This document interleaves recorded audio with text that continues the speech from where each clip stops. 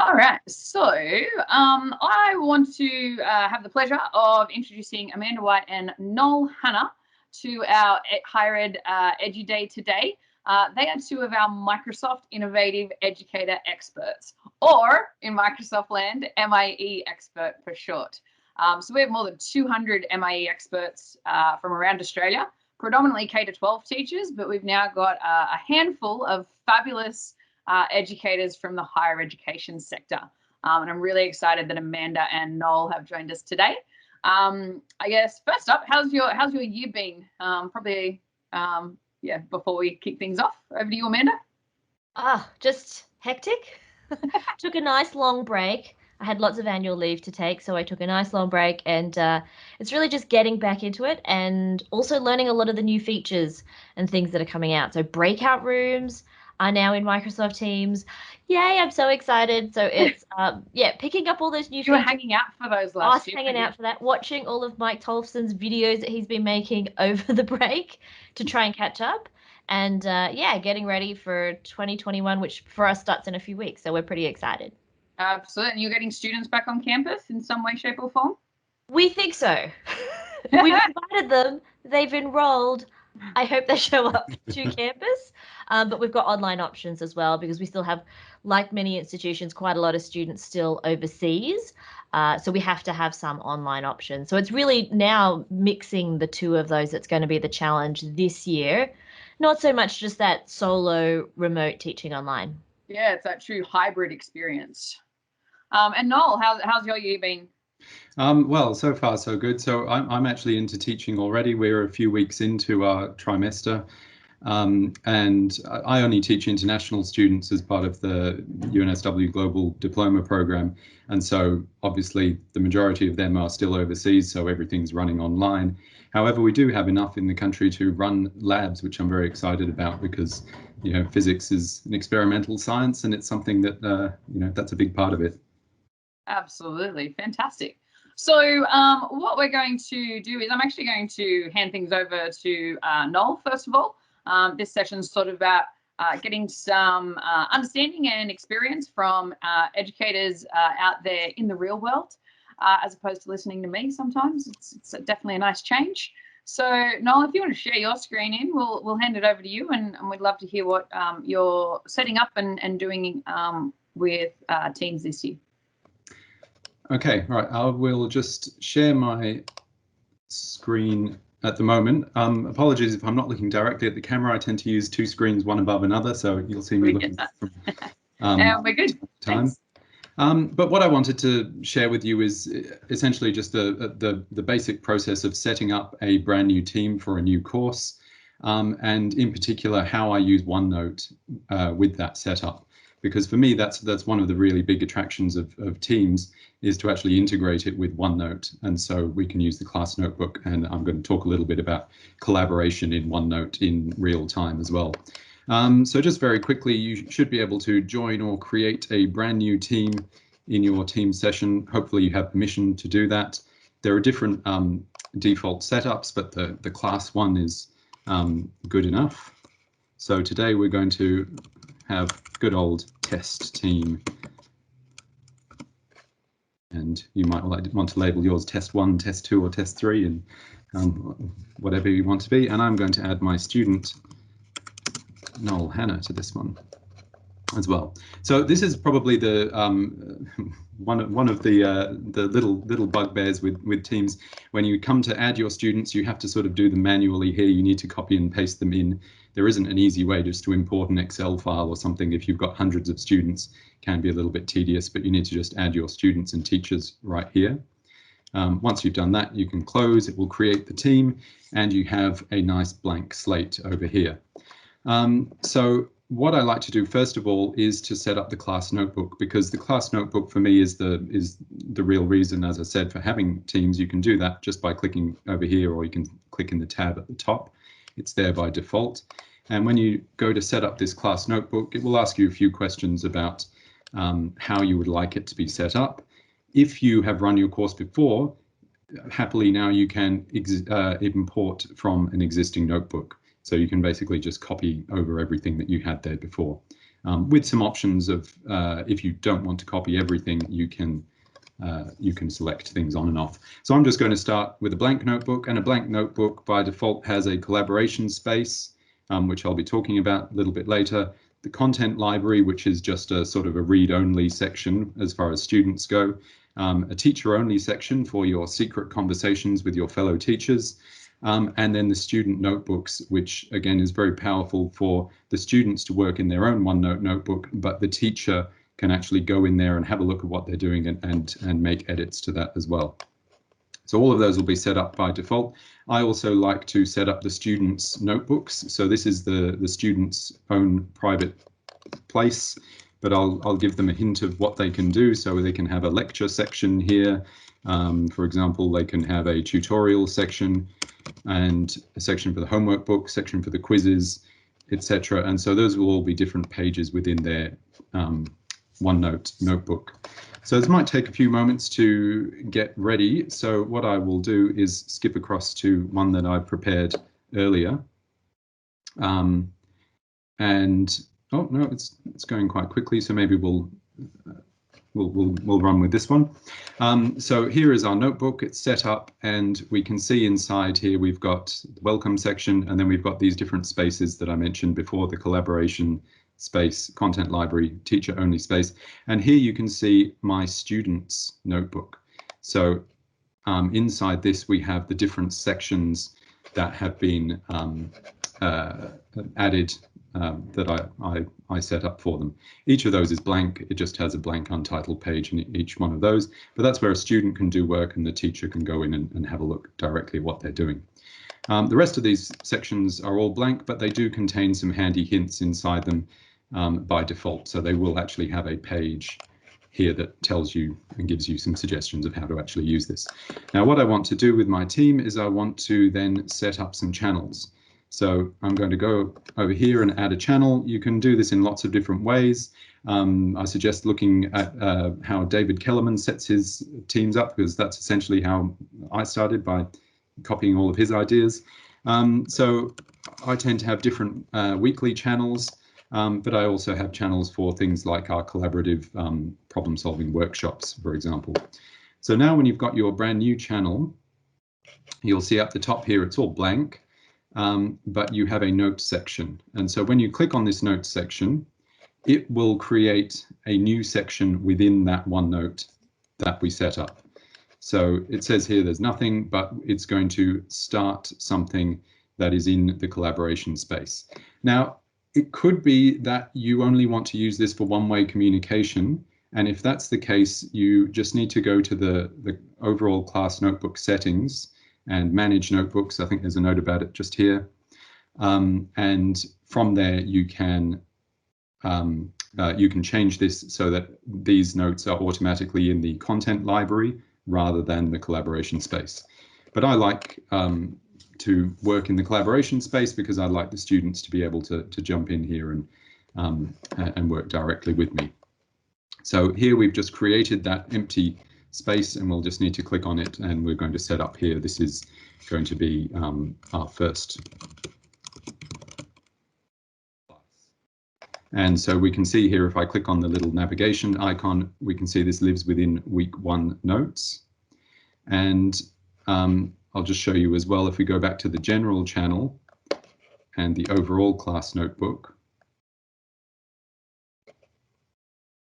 back to this navigation panel over here, we can see where exactly that lives. It is inside the collaboration space, and now we see there is a week 1 notes. So the channel is automatically named based on the name of the channel here. So there's a week 1 channel, so this is week 1 notes, and you can see here is my first class book. So you've got multiple ways of getting to this. The next thing I would recommend doing is you can right click on this particular page, copy a link to that page, and then if I'm going into week 1, I want my students to know when to come to class. So I'm going to go up here to the top right in week 1 and schedule a meeting. And so I'm going to schedule here, this is our first class. I can go through and pick the date to schedule that first class and do all of that. And importantly here, I can just paste in that link to the notebook. For me, this is one of those things of just overcoming barriers. There are multiple ways of accessing the class through Teams. There are multiple ways of accessing that class notebook, like I just showed you. But really, if we can kind of minimize the work the students have to do to get there, I think that's really helpful. So if I send this, this will go to their email address and they'll have it as a, an Outlook invitation. They can add it to their Outlook calendar or other calendars, and they'll be able to just click directly into that and join the meeting. And they'll also have this in their meeting notes so that they can also click directly at one of these links. Now, the difference between these two links is that the one on the right-hand side takes you to the OneNote browser version. The one on the left-hand side will hopefully take you to the desktop app if you have that installed already. So it gives students two ways of accessing that OneNote notebook. So I do suggest that all of that is set up. Let's do this anyway. It's not going to annoy me too much to receive an email, because we'll then see now that we have our class appearing here. You can also go in there into that the meeting settings and instead make that for example, a weekly class. But you probably will need to go into the custom settings to just make sure that it doesn't occur forever. So you want it to be a weekly one, and then you end at the end of your trimester, for example. And that way, then that class is sitting within your team. And as I said, there's multiple ways to get there. There's the calendar invite where they can just click in, but then they can also just go here into week 1, and then they can press join when it's the meeting time. So let's skip across to what does that OneNote notebook look like. So if we go over here to our notes,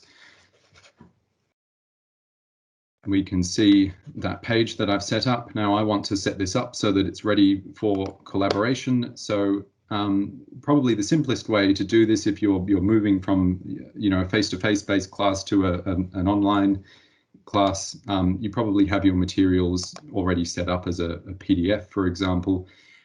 So the simplest way to do it is just to drag your PDFs into here. So I use this, for example, for lecture slides. I convert a PowerPoint into PDF, and then I can insert them like this. I'm just going to use some dummy examples here because I don't want to, give away any secrets. So I'm just going to insert the OneNote Quick Start Guide into here, and what that does is it inserts it directly as a readable PDF. And so it sits here in OneNote, and it's there in the background. And at this point, I'm going to switch over to the OneNote app, because you can do everything within OneNote in Teams. You can do just about everything within OneNote in the browser, but everything works that much better in the app. So I'm just going to click at the top here and open this in the desktop app. Now it's warning me it may be unsafe, so at your own risk, but if you made it, it shouldn't be too bad. So hopefully this will open up my OneNote, that brand new OneNote page, and here it is. And so then just a couple of other little setup things that I like to do. First thing I like to do is in the view settings here, I like to put on a set of grid lines, and you can also tick this box here so that it always creates pages with the kind of ruling lines that you like. The other thing I like about OneNote is that I can have an infinitely large piece of paper. And so if you click on that paper size option here, I have that set to auto. If you're looking at eventually printing out your slides, you might want to make this A4 or something like that to make printing easy. But I like to just work on it like that. And then you can also then save this page as a template. So this is my, what am I going to call it? My infinite grid paper. And then I can also set this as a default template for any new pages that get made. So now I have my infinite grid paper, and we can see the PDF that I've inserted over here. A little warning, if you are using this for collaborative work, what I would do is right-click on each of these and set the picture as background. What that does is it stops people accidentally moving these around. If you are going to be collaborating in here with lots of students, someone may accidentally grab this and pull it somewhere else while somebody else is writing on it, and it's a little bit distracting, to say the least. So now we've got these set up in the background. There's a few things you can do if you do want to convert from a static PDF into something a little bit better. You can, I'll just try and pick something without too many words. They all have lots of words. You can actually right-click on this, make sure that you have made the text in here searchable. That might take a little while. Once you've done that, you can actually, here we go, copy the text from the picture. And what we can see here now is that it's read any text out of that PDF file, and it has pasted it out here. So if you want to, convert some of your old notes into something that's, in a different format, that's one way you can do that. You will note that, it's not perfect. You're going to have to go and proofread this as well, and some of the formatting will be a little bit strange. So then finally, I just want to sort of show, well, how do we actually, or what other things do we do with this? So this is essentially how I do my lectures. I have my lecture notes here as slides. And then what I will go and do with that is I will add in any interactives or videos or other things that I want to appear in here. For example, for physics teachers, you probably are familiar with PhET, which is a project of, I think, University of Colorado, Boulder, Colorado, perhaps. And these embed really nicely into Microsoft Teams, so that you just have to paste the link to that website. And in here, we now have an interactive that can run directly in Teams. And so I can, do live demonstrations here in the lecture. This is a demonstration about electric fields and Coulomb's law, for example. So I can grab these little things and I can move them around. These are charges, and I can look at the force between these different charges. And so I'm able to demonstrate a lot of things using, for example, PhET and also GeoGebra. These embed directly into OneNote. And then while I'm doing this, I can also get my stylus out and start scribbling over my notes and making extra notes as we go. Unfortunately, you can't draw on top of an interactive, but I guess that would get a little bit complicated since you're also dragging these things around at the same time. But what you can do as well is take a screenshot of something and then paste the picture and draw on top of that, for example. So essentially, that's how I run things, I suppose, when I'm running the show. When I want the students to get involved, so when we have tutorials and workshops, I want them to be able to contribute to this, this page. And the most difficult part about that is there is obviously some lag between me making a change in OneNote and the students making a change in OneNote. So we have to allow for that to happen.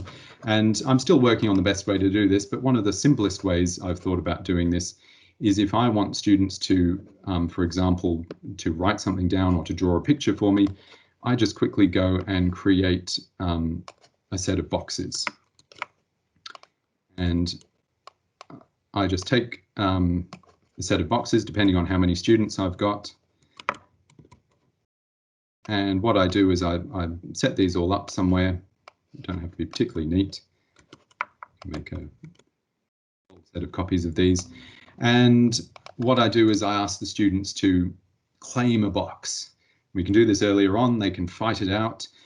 So what they need to do is they need to get into this OneNote following the links or however they're getting there before. And they just need to go into a box and say, "This box is mine."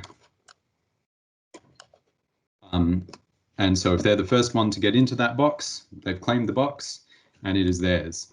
And so then when I ask them to work on a particular problem, they have a clear space that they can work. And nobody else is going to write in that space. They're not going to be overlapping with other students. And then it's even with a bit of delay, we can right-click up here and sync the notebook, or I think it's Shift and F9 to try and sync the notebook to hurry things along. But we can try and do that and get some student feedback in real time. For me, that was the big thing that was missing when we shifted to online work, trying to actually see student work. And I will just very quickly show you an example of that. I think I have a video set up. Just a very quick example. Unfortunately, this is not real time. It's sped up so that you can see what's happening. So here we've got a PDF on the left-hand side with some questions. I've talked about it, I've highlighted them. And then we have these different boxes that students have gone and claimed. And I've just sped up this video so you can kind of get an example to see what's happening. So here you're seeing student free body diagrams appearing in real time. So they're drawing them.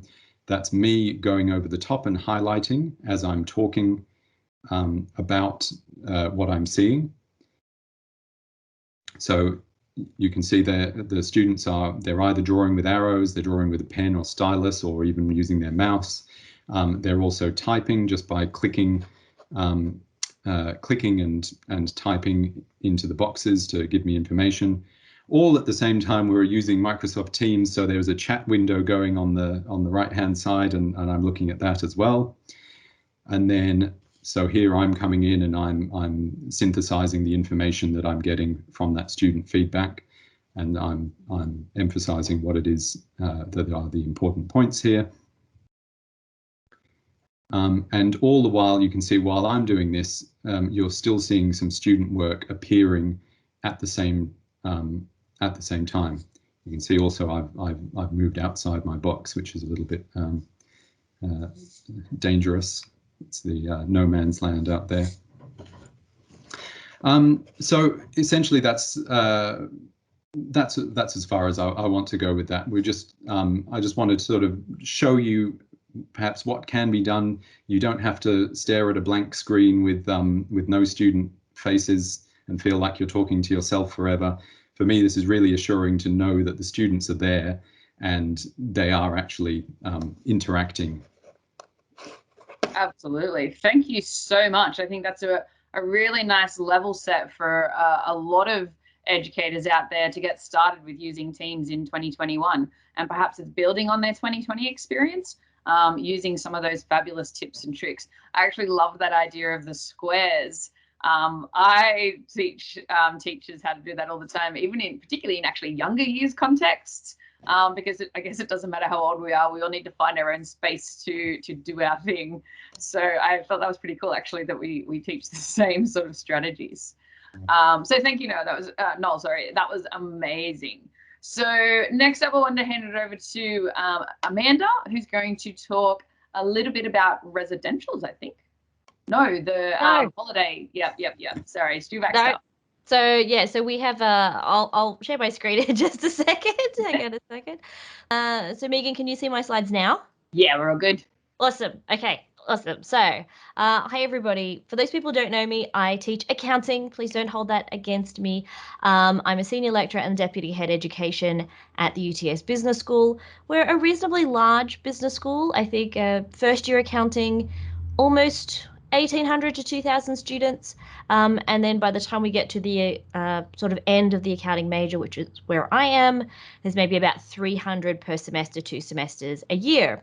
You can catch me on Twitter, or I'm happy for people to email me as well. I'm always happy to chat about how I use Microsoft Teams and all of the associated tools in my teaching. So today I wanted to talk about a collaborative boot camp that I use with my students. So this is how my students are supposed to prepare for the final exam. They're meant to go to their online workshops every single week. They're meant to follow along with exercises, either individually or in groups, and ask questions. Then when they go home, they're meant to attempt additional exercises for more practice. They also need to watch the learning videos for the next week, do a whole lot of different quizzes with feedback, and then ask follow-up questions in teams. So that's what they're supposed to do. And the cohort is about 300 students, and they're somewhere between second and third year. Some students will take the subject towards the end of second year, others in their third year. But from what I can see inside Insights and Analytics, less than 10% of students do all these things. So what I knew is that students think, oh, I'll worry about it later, right? Study is a tomorrow me problem. It's not a today me problem. A today me problem is going to work, figuring out when I'm going out, managing other online social activities and in-person social activities, other assignments, things that are more pressing. So, I get students to do a lot of things that are not accessible. They're useful for their learning, but the old saying of, well, if it's not accessible, I'm not going to worry about it straight away, tends to fall into what a lot of my students do. As much as I try and motivate them, get them excited about the topic, probably less than 10% from my statistics tracking for 2020 tells me that they do all of these things. And these are all the things I say are really important to help you prepare for the final exam. So, of course, when they get to the final exam, it's a bit of a shock because they haven't done any of the preparation activities. So, the challenge for me is ensuring that students are well prepared for the final exam. I still have an exam. I was hoping to move to an OSCE, which is sort of like an observational type of exercise in 2020, but COVID has sort of changed all of my plans. So we still do final exams, but they're case-based scenario application exams with complex thinking and decision making. And I guess it's like trying to learn how to do anything new. So I'm presenting to you today, not through my computer's webcam, but through a separate webcam camera that I'm running through my computer and a whole range of other stuff.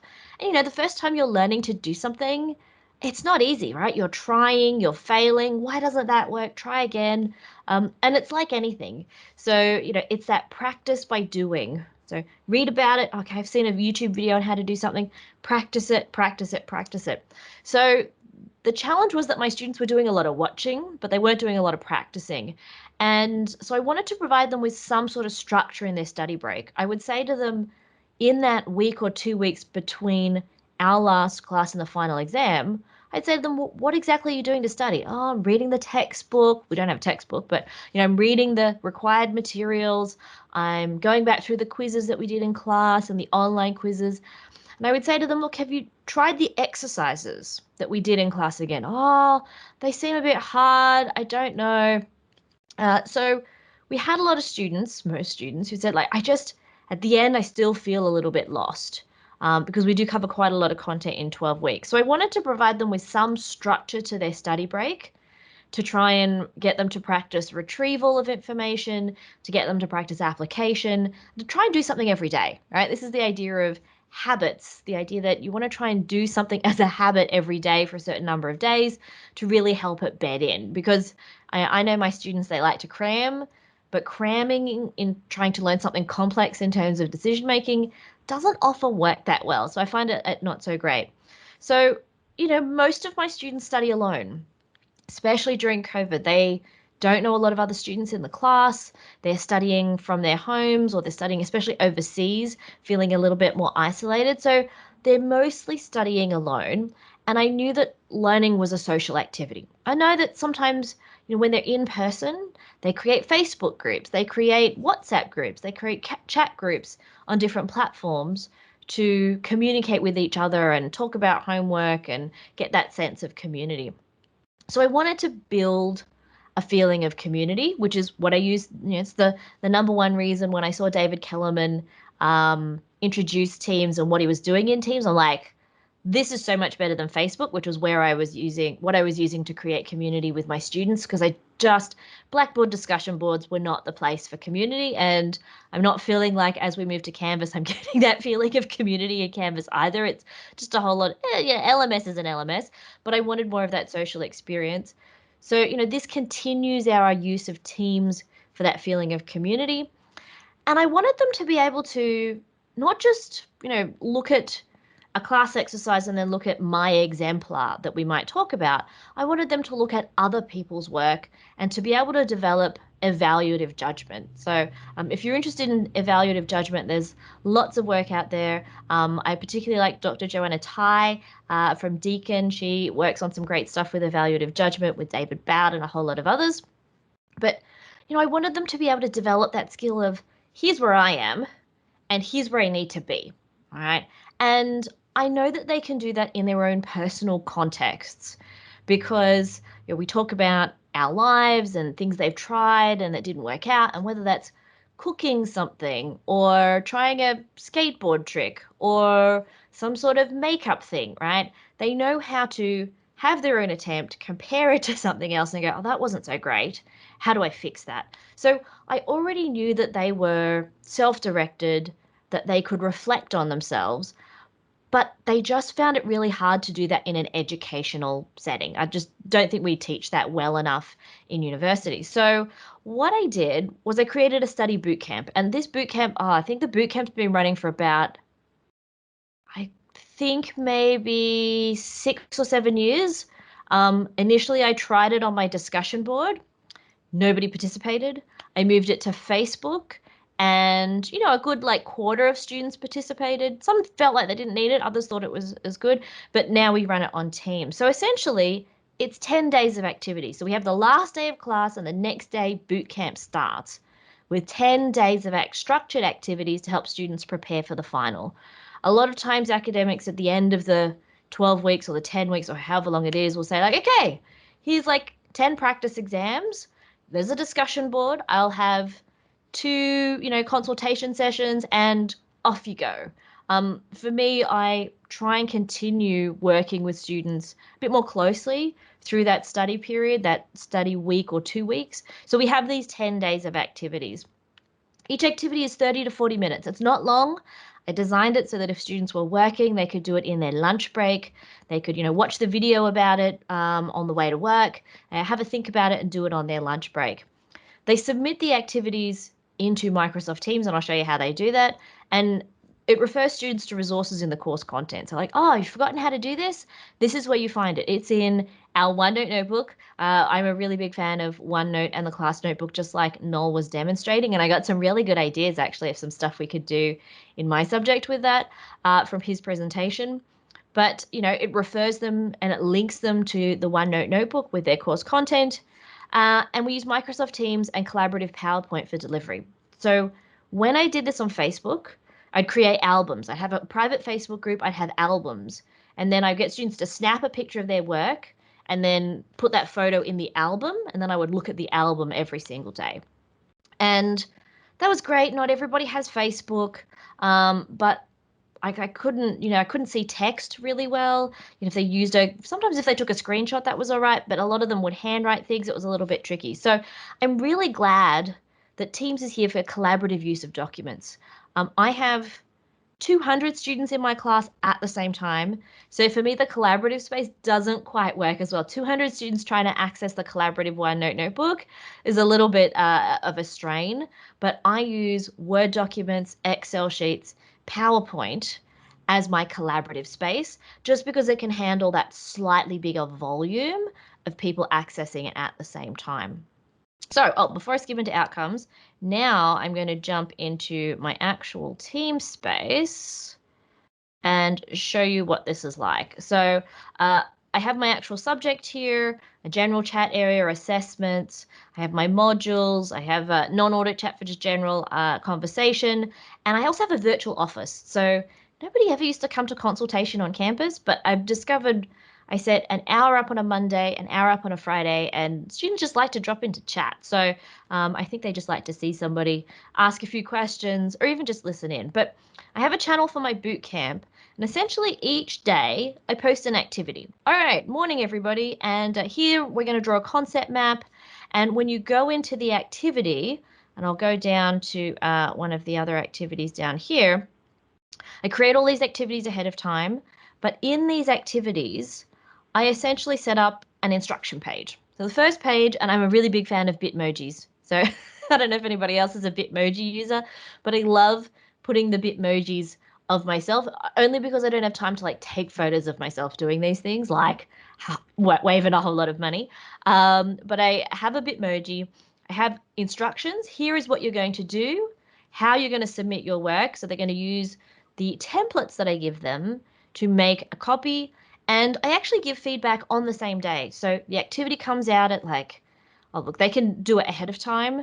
But if you've submitted by 4 o'clock that day, I spend the last hour of every day providing feedback to students and individual comments about what they're doing well and what they need to improve on. And students say to me that, it's great that they're getting individual feedback, but the thing that they found most useful is that I mark some of the best exercises with a little Bitmoji doing something, and I'll show you that in just a moment. And they said, I can then go and look at those best exercises and compare that to mine and go, oh, okay, this is where I need to improve. So here there's the instructions. Then I have a template. And I say, look, you don't even have to put your full name on there if you don't want to. Some people put their initials, some people put their full name. But I say, here's what you got to do. Here's some reference information. Make a copy of this slide. Do not edit this one. They're pretty good at doing that. But they just right click and then they just duplicate it. And so then they put their own details in and away they go. So an example here is from Brandon. I'm just going to close the conversation there. So we've got a bit of a bigger screen. I'm showing you this one because Brandon hasn't put his full name there, so he's not identifiable. But here, he had to do his task. I've given him some feedback. Sometimes I will say to students, I'll ask them a question and you'll see more comments in there where they're having those replies. Now, as we scroll down, you can see that there's quite a lot of submissions there from students, and I think only a small number of them. So there's another one, slide number 38 there. A student did a really good job. I put the Bitmoji there.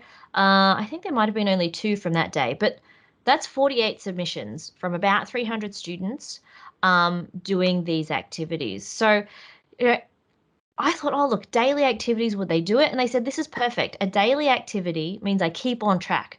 I'm always thinking about my subject every single day. I don't like binge on a subject for 4 days and then come back to this subject and go, what is audit about again? What are assertions? So we have activities. And then in here, I won't expand this because I don't want to show my students' names.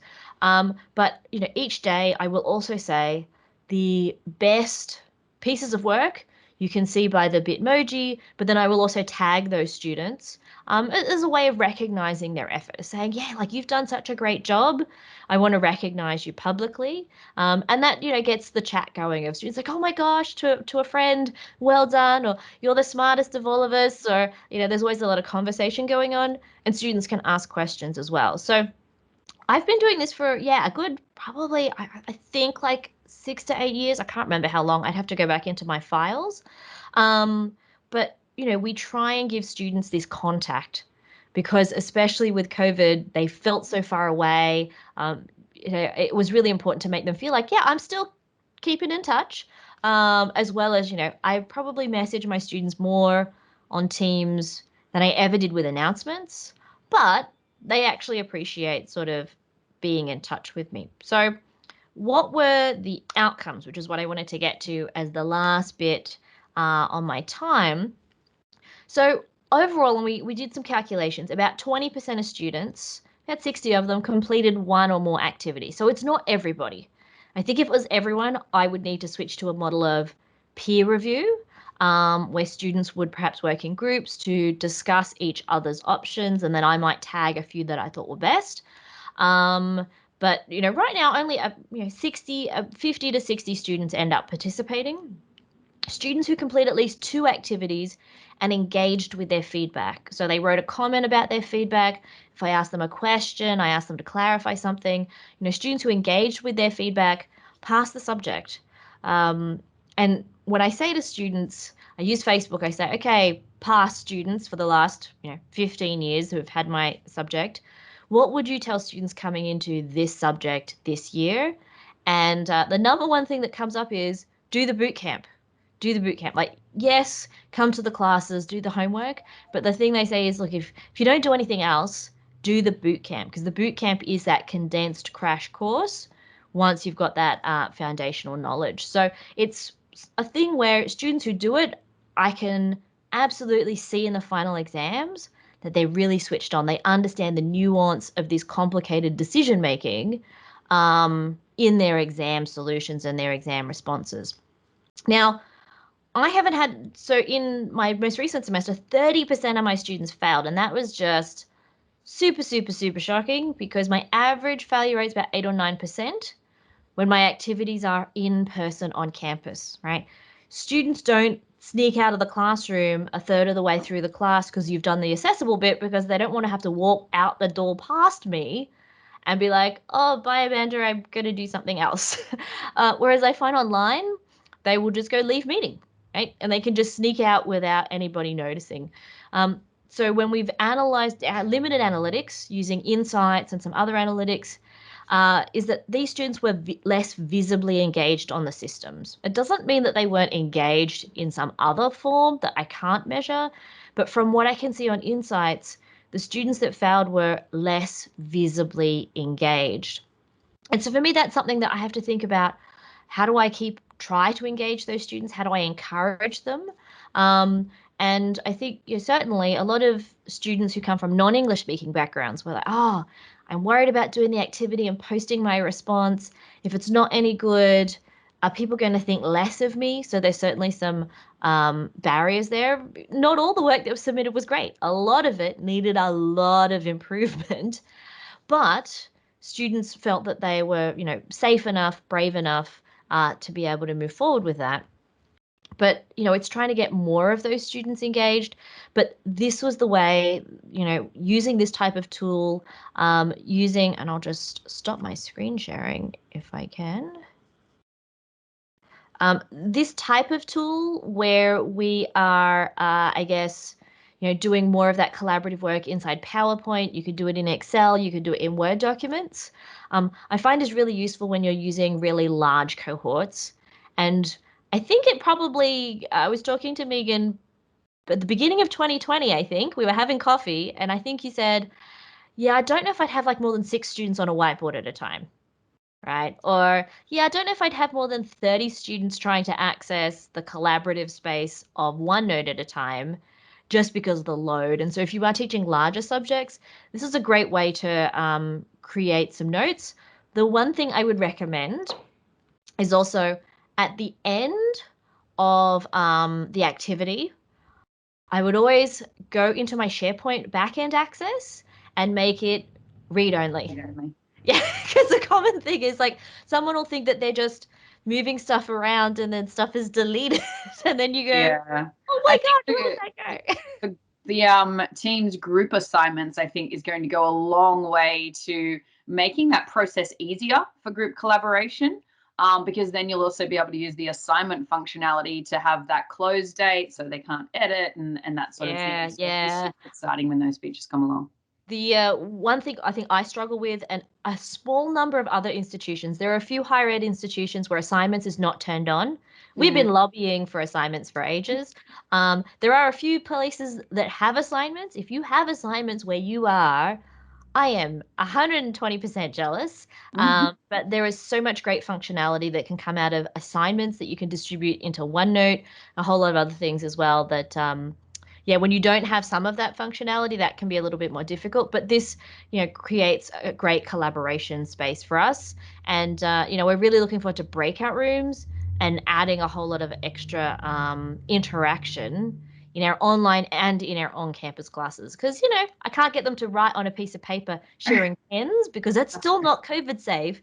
So I'm still going to need them to use their computers to do electronic activities when we're face-to-face. Yeah, so it's back to that hybrid learning experience, which I think might actually be here to stay. I think, lessons learned from 2020, like I said at the start, are going to drive us forward in 2021. And, as your outcomes set at the end, potentially provide a better outcome for all of our students. So thank you so much for sharing your story, and to Noel as well. Absolutely great to have 2 higher education MIE experts here to share their tips and tricks with the broader community. Thanks, everyone. Thanks so much, Megan.